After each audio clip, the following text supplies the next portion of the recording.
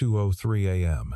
The snow came down in curtains, heavy and absolute, swallowing the streetlights outside Daniel Hayes's bedroom window, one by one, until the entire block dissolved into white static. Denver had seen bad winters before, but not like this. Not in February. The meteorologists had been calling it a once-in-a-decade storm since Thursday, and for once they had not exaggerated. Daniel was not asleep. He hadn't been sleeping well for months, not since his daughter Lily had started asking questions he didn't know how to answer. Questions like why Daddy's eyes looked so tired, why he sat at the kitchen table after dinner and just stared at nothing. He had told her it was work. She was 7 years old and smart enough to know he was lying, but kind enough not to press. He was lying on top of the covers, still dressed in the jeans and flannel shirt he'd worn to her school pickup that afternoon, when his phone lit the ceiling white. The number was local but unfamiliar. He answered because he always answered, a habit left over from the years when his job had required it. "Mr. Hayes?" A woman's voice, clipped, professional, underlaid with something that was not quite urgency but was close to it. "This is Dr. Renata Flores calling from Street Mercy Medical Center. I apologize for the hour." "What happened?" he said. He was already sitting up. "We have a patient in obstetric emergency. She's experiencing severe postpartum hemorrhage following an emergency C-section. Her blood type is O negative, which you may know is the universal donor, but requires O negative for direct transfusion in critical cases. Our blood bank is depleted. The storm has cut off supply lines from Colorado Springs, and we've been working the registry." A pause. Controlled. "Your name came up as a registered O negative donor in our system. Mr. Hayes, I need to ask, are you currently in any condition to donate?" Daniel's mouth had gone dry. He was standing without knowing he had stood. The floor was cold under his socked feet. "Who is she?" he said. Another pause. Longer. "The kind that contains a decision. Her name is Emily Carter." The room tilted. He put one hand against the wall. Emily, who had packed 2 suitcases and a box of her books on a Tuesday morning 3 years ago, while he stood in the doorway of their apartment and said nothing because what was there to say, after everything he had accused her of, after all the ways he had made her feel like a suspect in her own home? Emily, who had looked at him once before, she went through the door with eyes that were not angry, only hollowed out, the way eyes look when grief has finally finished its work. "She's 8 months and 2 weeks along," Dr. Flores said quietly. "She came in alone. There's no emergency contact on file." "I'll be there," Daniel said. "Give me 20 minutes. Mr. Hayes, the roads." He was already moving toward his coat. He got his truck out of the driveway by sheer stubbornness, rocking it forward and back, tires spinning against the packed ice until the rear end swung free, but made it exactly 4 blocks before he hit the wall. A city plow had jackknifed sideways across Colfax Avenue at the intersection with Josephine, its yellow hazard lights pulsing weakly through the snow. 2 police cruisers were parked at angles behind it, their officers waving traffic back with flashlights. The road ahead was a white field, unbroken. The side streets were worse. Daniel sat for a moment with his hands on the wheel and the engine running. Street Mercy was 1.4 miles away. He had run longer distances for far less reason. He left the truck at the curb with the hazards on, pulled his hood up, and started walking. The wind cut horizontal, driving snow into the gap between his collar and his jaw. His boots were waterproof, but not insulated, and by the end of the first block, he could feel the cold working up through his soles. He put his head down and kept moving. The street was empty except for a single cab. Stopped. Its driver standing outside arguing softly with his phone.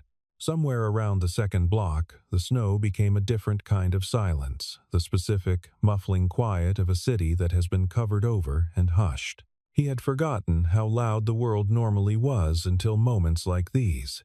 The absence of traffic, of voices, of all the small background machinery of urban life. Just wind and his own footsteps and the sound of his breathing turning to vapor. He had not thought about Emily and well. That was not quite true. He had thought about her in the careful, controlled way a man thinks about something he has decided not to examine too closely. In the way he sometimes caught himself reaching for the phone late at night and then setting it back down. In the way Lily sometimes said something funny and he felt the reflexive pull to share it, followed immediately by the recognition of where the pull led. 3 years ago, a colleague from his firm had told him he'd seen Emily having lunch with a man named Bradley Weston, a partner at a competing firm. Twice in 1 week. Expensive restaurants. Daniel had not asked her about it. That was the thing he could never fully explain to himself, even now. He had not asked because some part of him had already been storing evidence her late nights. Her distracted silences, the way she sometimes looked at her phone and then put it face down. He had taken the colleague's observation and added it to the pile, and on a Tuesday morning he had told her to leave. What he had learned 6 months later, through a mutual friend who thought he already knew, was that Bradley Weston was Emily's cousin, that the lunches were about her mother's estate, which was being contested, that Emily had not mentioned it because she had wanted to handle it quietly, without pulling Daniel into the legal mess. He had called her then. She had not answered. He had not called again. The hospital appeared out of the snow as a smear of light, then resolved into its familiar shape. The long emergency bay, the illuminated red cross above the ambulance entrance, the figures in scrubs visible behind the glass. He pushed through the door into the warmth and the noise and the institutional smell, and a nurse behind the triage desk looked up at him. "Daniel Hayes," he said. "Dr. Flores called me." She was already on her feet. They moved him quickly through the usual bottlenecks, triage, intake, the small curtained bay where a phlebotomist named Marcus checked his blood pressure and pulse with brisk efficiency. His vitals were good. His last donation had been 14 months ago.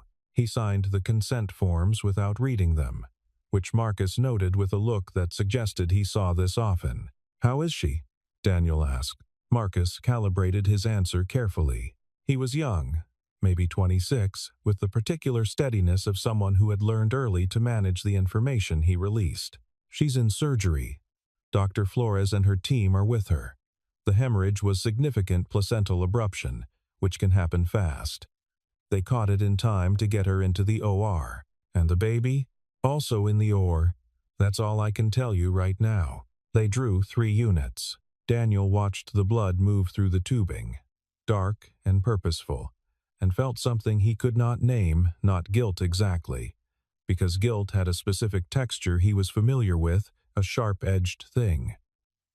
This was more like reckoning, the particular quality of a moment that will be a before and after, that you can feel becoming significant even as it happens. The donation room was small and overlit. A motivational poster about giving the gift of life had been mounted slightly crooked above the door and never adjusted. There was a plastic bin of juice boxes and a plate of crackers that no one had touched. Through the wall he could hear the hospital's nighttime sounds, distant intercoms, the mechanical rhythm of something he couldn't identify, footsteps moving with the particular pace of people who have urgent places to be. And then, through a different wall, through distance and construction and all the layers of a building designed to contain its own emergencies, he heard a sound that stopped the breath in his chest. A voice. Female. High and straining and fractured in the way voices get when the body is working past its limit. It lasted only a few seconds and then cut off, replaced by the closer sounds of the hospital. Marcus, to his credit, did not look up from the monitor. Daniel stared at the middle distance and held very still and let the blood keep moving. Dr. Flores came to him 20 minutes later in a waiting room that smelled of industrial cleaner and stale coffee. She was a compact woman in her mid-40s, still in scrubs, her dark hair pinned back with a clip that had a small ceramic sunflower on it, incongruous, humanizing. She sat down across from him without preamble. "She lost a significant amount of blood," Dr. Flores said. "More than we'd like. Your donation is going in now. We have a second donor on the way, another O-negative who lives nearby, but your timing may have made the difference between—" She paused, selected a different phrasing. "Your timing was good?" "The baby," Daniel said. "In the NICU. Male. 2.3 kilograms. He's breathing on his own, that's a good sign. We're watching him." Daniel looked at the ceiling. An old water stain bloomed across the tile in the shape of nothing in particular. "She has no next of kin listed," Dr. Flores said quietly. "There is no one with her." "I know," Daniel said. The emergency C-section had taken 37 minutes. The hemorrhage control had taken another 22. "These were the numbers, doctor." Flores gave him, precise and measured, the way surgeons talk about time, because precision is the closest thing to control they have. What she did not say, what Daniel pieced together from fragments over the next hour from a quiet exchange between two nurses he probably wasn't meant to overhear, from the particular quality of the silence that fell when he asked a question too directly, was that there had been a moment, maybe 2 minutes, maybe less. During the transfusion, during the controlled chaos of a body fighting its own processes, Emily's heart had stopped. The defibrillator had been 3 feet away. The team had been ready. The charge had worked on the second attempt. He was sitting in the corridor outside the recovery unit when this assembled itself into a coherent sequence in his mind, and he sat with it for a long moment, very still, as though sudden movement might disturb something fragile. He thought about a night 6 years ago, before any of this, when they had been hiking in Rocky Mountain National Park, and Emily had slipped on a wet boulder above a shallow stream. She had caught herself on a root, and the moment of watching her fall had lasted a fraction of a second, but had imprinted itself on him with the clarity of something the nervous system files under critical. He had felt, in that fraction of a second, something that he now recognized as a preview of what it meant to lose her. He had not paid attention to that preview. He had filed it somewhere inaccessible and gone back to being careless with her. A nurse named Patricia came to tell him that Emily was stable, that she had been moved from the recovery room to a regular room on the 4th floor, that she was sleeping and would likely sleep for several more hours. The baby was in the NICU on the 3rd floor. She said all of this in the gentle, practiced tone of someone who had delivered this kind of news enough times to have shaped it into something manageable. "You can wait on 4, if you want," Patricia said. "There's a family lounge at the end of the hall. It has a coffee maker that actually works, which is more than I can say for the one down here." Daniel stood. His legs had stiffened from the cold walk and the hard chair. He followed Patricia to the elevator and rode up to the 4th floor and found the family lounge, which was empty except for a man asleep under a jacket in the corner. He made coffee. He sat down. Outside the window, the snow was still falling. She was awake at 6:47 a.m. He knew because Patricia came to the lounge and told him, and because he had been awake for all of the intervening hours, watching the snow thin and the sky shift incrementally from black to the particular gray of a winter dawn that is not quite light. He stood in the doorway of room 412 for a moment before going in. Emily was propped on pillows, both hands resting on the blanket, her face turned toward the window. She looked diminished in the way that hospital beds make everyone look diminished. The scale is wrong. The lighting is institutional. There is too much white. But she also looked, in some way he couldn't immediately articulate, like herself in a way she hadn't when they were together. More settled, more certain. She heard him in the doorway and turned. For a moment, neither of them said anything. The monitors beeped steadily. Somewhere down the hall, something wheeled past with a rhythmic squeak. "Dr. Flores told me," Emily said. Her voice was rough from the intubation. "That you came in. 3 units, he said. It was nothing. It wasn't nothing." She looked at him for a moment, assessing the way she had always looked at him when she was deciding how much to say. "Thank you." He came into the room and stood by the chair beside her bed but didn't sit. The chair felt presumptuous. "I need to say something," he said. She looked at the window. "I was wrong," Daniel said. "What I did 3 years ago, I was wrong. I believed something I shouldn't have believed without asking you. I let you walk out and I didn't. I should have." He stopped. The architecture of the apology he had built in the corridor felt inadequate now, its joints visible. "I know.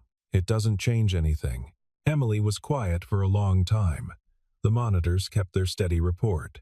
"I know you're sorry," she said finally. "I believed that for a while. Then I had to stop thinking about it. It was the only way I could keep moving." He nodded. He understood that. He had done the same thing with different materials. "The baby," he said. Her jaw tightened slightly, not anger, more like the specific tension of someone who has been carrying something heavy and is not yet ready to put it down. "He's mine," she said. "I was with someone else for about 8 months after I left. It didn't work out." She paused. "He knows about the baby. He chose not to be involved." Daniel absorbed this. "I'm not telling you that so you'll feel better," Emily said. "I'm telling you because you'd figure it out, and I'd rather you hear it from me." "Of course." She looked at him then, directly. The way she used to in their best arguments, not combative, but precise. Clear. "You can go now, Daniel. You've done what you came to do." He went. The NICU on the 3rd floor was a different country from the rest of the hospital. Quieter. More controlled. The lights were dimmed to a specific warmth. The monitors set to the lowest audible threshold. The whole environment calibrated to communicate to the nervous systems of its small residents that the world, despite evidence to the contrary, was manageable. A nurse named Kevin explained this to Daniel at the entrance, with the patience of someone who understood that parents and near parents often needed the environment translated. "Are you family?" Kevin asked. Daniel thought about this. "I'm the man who donated blood last night." "I don't. I wanted to see that he was okay." Kevin looked at him for a moment. Then, perhaps deciding that a man who had walked through a blizzard to donate blood and then waited all night without being asked had earned something, he said, "Come on." The baby was in the 3rd incubator from the left. He was small in the way that only becomes real when you are standing in front of it. Photographs do not convey the quality of smallness, the specific weight of a human being who has arrived before the world was quite ready for him. He was pink and creased and frowning slightly, as though he found the whole enterprise of existence mildly irritating. A sensor was clipped to his heel. A thin tube carried something into the back of his hand. He was breathing on his own, his chest rising and falling with an independent rhythm that was, Daniel thought, the most determined thing he had ever seen. "He's eating," Kevin said. "Slowly, but eating. His lungs are good." He came in at 2.3 kilos, which is low but not alarming given his gestational age. "We'll probably have him in here for 2 weeks, give or take." "What's his name?" Daniel asked. "Noah Carter." Daniel stood at the incubator for a while without speaking. Noah Carter, in his frowning, effortful way, did not open his eyes. He did not need an audience. He was busy with more important things. Carter, not Hayes. Which was the right call?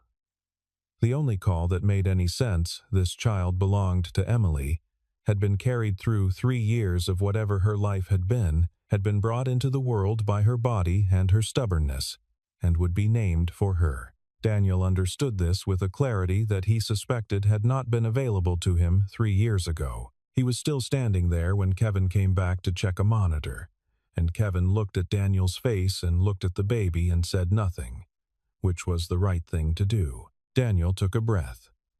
Then he went back to the elevator and rode down to the lobby and pushed out into the morning, which was gray and cold and still, the snow having finally stopped. He walked back to his truck through streets that were beginning, slowly, to be cleared. He went home. He slept for 4 hours. He made Lily breakfast and drove her to school and sat in the school parking lot for a while after she went in, watching other parents do the same routine with the same mixture of distraction and love. Then he drove to his office. Daniel worked as an investigative consultant, the polite term for the thing he actually did, which was to find information that other people had taken pains to obscure. He worked primarily with law firms, occasionally with insurance companies, rarely with private clients.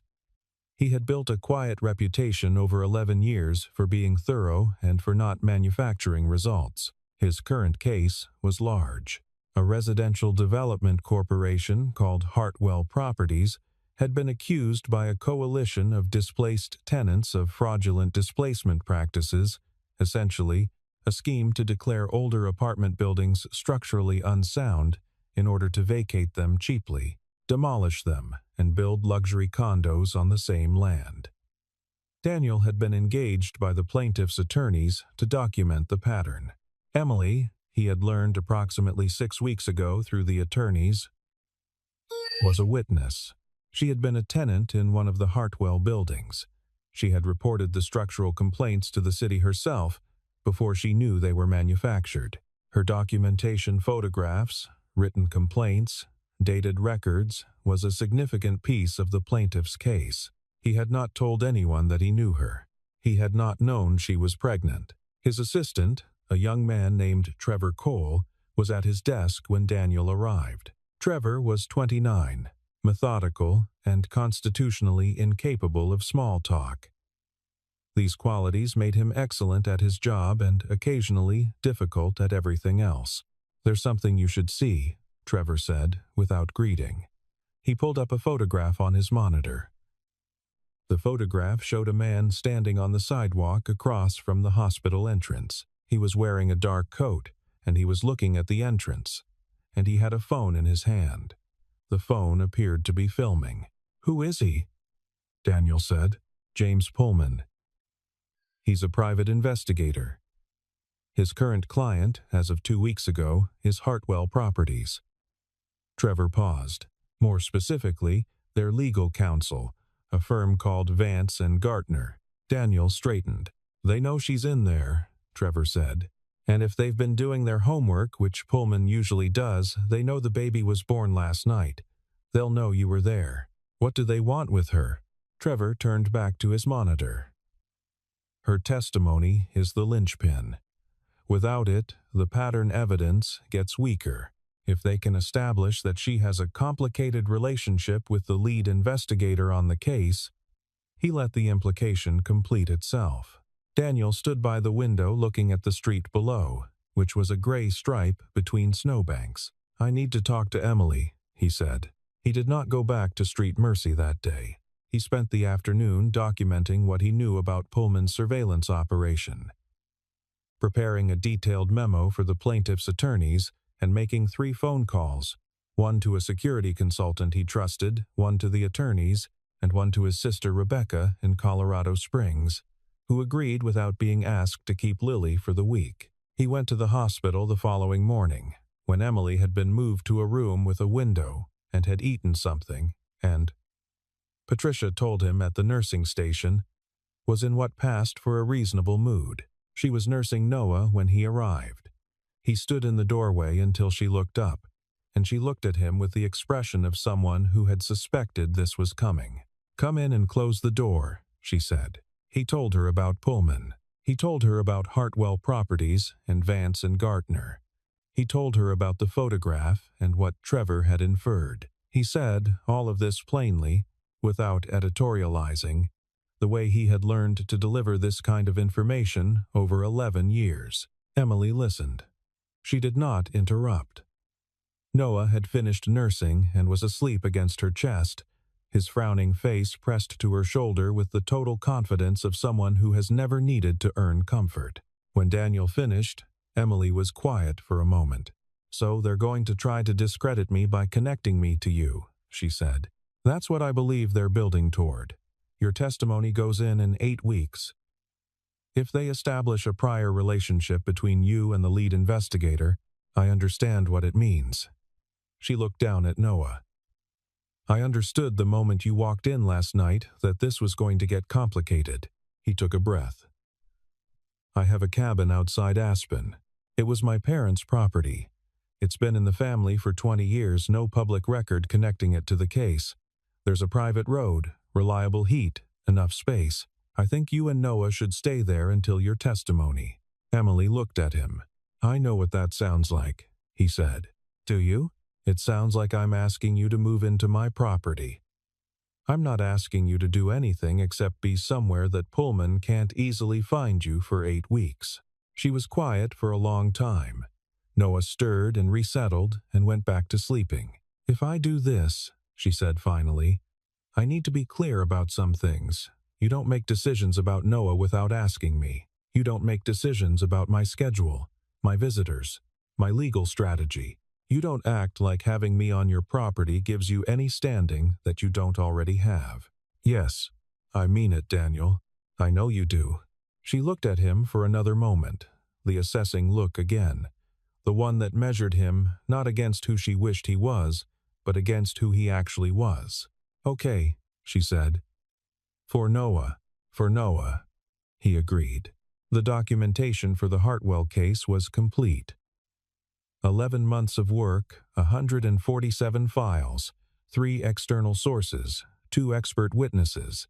Daniel handed it to the plaintiff's attorneys in full and disclosed, formally and in writing, the nature of his prior relationship with Emily Carter and the circumstances of their contact on the night of February 14th. He recommended that the attorneys consider whether his involvement compromised the case's integrity. The lead attorney, a woman named Sandra Okafor, who had been practicing for 26 years and had seen considerably stranger things, told him that the disclosure was correct and appropriate, and that the case's integrity was not compromised because his work was documented and verifiable, and Emily's testimony was Emily's testimony. She also told him, not unkindly, that the self-recusal he was clearly angling toward would be more dramatic than it was necessary. He recused himself anyway, handed the case over to a colleague in Chicago. He also terminated his professional arrangement with Trevor Cole. This was harder.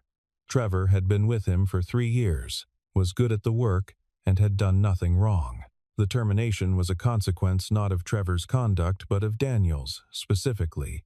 The fact that Trevor had known about Emily's role in the case for several weeks and had not mentioned it, either because he had assumed Daniel already knew or because he had concluded, incorrectly, that the information was not relevant. In a profession that turned on the completeness of information, the omission was a crack in the foundation. He gave Trevor 3 months' severance, a letter of recommendation that was accurate and warm, and an explanation that was honest without being cruel. Trevor took this with the same composure he brought to everything, which was either equanimity or a performance of equanimity, and Daniel found he couldn't tell the difference, which troubled him. He drove out to the cabin on a Thursday in late February, Lily in the back seat asking questions about mountain roads and avalanches and whether bears hibernated all winter or just most of it. He answered all of her questions. She had taken the news of their house guests with the adaptability that children either genuinely possess or learn quickly to simulate, and she had asked to help set up the baby's room, which she had then decorated with a seriousness of purpose that he found both touching and faintly hilarious. Emily and Noah arrived the following afternoon in a car service. Emily walked in under her own power, moving carefully. Noah in a car-seat carrier that she handled with the competence of someone who had been practicing for at least a week. She stood in the cabin's main room, which had a stone fireplace and old timber ceilings and windows that looked south toward the mountains, and she looked around at it for a long moment. Lily appeared from the hallway. "The baby's room has a mobile," she announced. "I picked it. It has stars." Emily looked at her. Something shifted in her expression just slightly, just enough to see. "Stars are good," Emily said. "He'll like that." Daniel stayed in the doorway of the kitchen and watched this exchange and did not say anything. The weeks that followed had a rhythm that Daniel had not anticipated. Noah was a demanding presence, as new infants are, requiring feeding every 2 to 3 hours around the clock for the first weeks, requiring the particular vigilance that prematurity imposes, requiring a constant low-grade attention that reorganized the cabin's schedule around its smallest and most insistent resident. Daniel had done this before, with Lily. and the competence he had acquired then returned in fragments the muscle memory of bottle preparation, of the particular hold that settled a restless baby, of the ability to wake fully and function on interrupted sleep. Emily noticed. She did not comment on it directly, but he observed her noticing. There were difficult evenings. There was a night in the third week when Lily, who had been patient beyond her years with the adjustment, had a bad dream and came into the main room crying, and Emily, who was up with Noah, had held her without being asked, not awkwardly, not tentatively, but with the straightforward warmth of someone who knew what a scared 7-year-old needed. Daniel had stood in the hallway and watched and felt something shifting in his chest like ice beginning to move. There was a morning when Emily brought her laptop to the kitchen table and asked him, without looking up, whether he knew anything about the current status of the Hartwell case. He told her what he could without violating the terms of his recusal. She listened, nodded, went back to her work. He refilled both their coffee cups. There was an afternoon when they argued, genuinely argued, the kind of argument that has a real subject, about whether Lily should be allowed to hold Noah unsupervised, and at what age and under what conditions. Daniel said yes. Emily said not yet. Lily sat on the couch with her arms crossed, making the face she made when adults were being unreasonable. The argument was heated for approximately 4 minutes and then resolved, imperfectly, into a compromise that neither of them was entirely satisfied with. It was, Daniel thought afterward, the most normal conversation they had had. Pullman, the private investigator, made 2 attempts to locate them. Both failed.